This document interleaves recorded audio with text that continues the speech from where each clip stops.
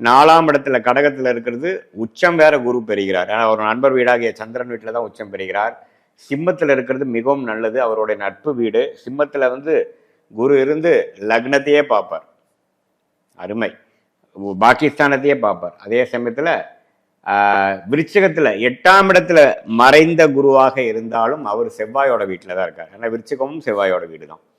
So 8லிருந்து 12ஐ பார்ப்பார், 2ஐ பார்ப்பார், 4ஐ பார்ப்பார். வெளி மாநிலம் வெளிநாடு கொண்டு போய் நல்ல ஒரு பலனை கொடுப்பார். ஸ்டாக் மார்க்கெட், ஷேர் மார்க்கெட், கூட்டு வியாபாரம், இது மாதிரி ஒரு பெரிய லெவலில் பெருத்த ஒரு பெனிஃபிட் கொடுக்குற மாதிரி. 8ஆம் பாவங்கிறது வலுத்துச்சுன்னா பார்த்தீங்கன்னா உங்களுக்கு பெரிய லாபங்கள், ஈஸியாக சம்பாதிக்கிறது, அது மாதிரிலாம் கிடைக்கும்.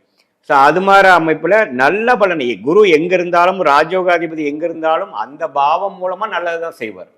ஆனால் அதில் என்ன ஒரு மாறுபாடான ஒரு அமைப்பு இருக்குன்னா, அந்த குருவே கெடும் பொழுது, நல்லவர் தான் அவர் ஆக்சுவலாக, ஆனால் அவர் நல்லவர் செய்யற நிலைமையில இல்லைன்னு என்ன பண்ணுவார்? குறைத்து தான் பண்ணுவார். அப்பவும் கெடுக்க மாட்டார், கொடுக்க முடியாமல் இருப்பார். என்ன சார் நீங்கள் சொன்னீங்க குரு தசை பிரமாதம்ன்ட்டு, ஒன்றும் பண்ணலை ஆனால் கெடுக்கல, ஆனால் அப்படியே தான் இருக்கேன் அப்படிங்கிற மாதிரியும் சில பேர்த்துக்கு 100ல் ஒரு 10%, 15% பீப்புளும் சொல்லுவாங்க. அவங்களோட ஜாதகத்தில் நுண்ணிப்பாக பார்த்தீங்கன்னா அந்த குரு சனியால் பார்க்கப்படுவார். சனியும் செவ்வாயும் ஒரு இடத்துல சேர்ந்துருக்கும். சேர்ந்து 3ஆம் பார்வையான சனியோட 3ஆம் பார்வை குரு பெற்று அந்த குரு தசை நடக்கும். அதே சமயத்தில் அந்த பாவத்துவமான கிரகத்தின்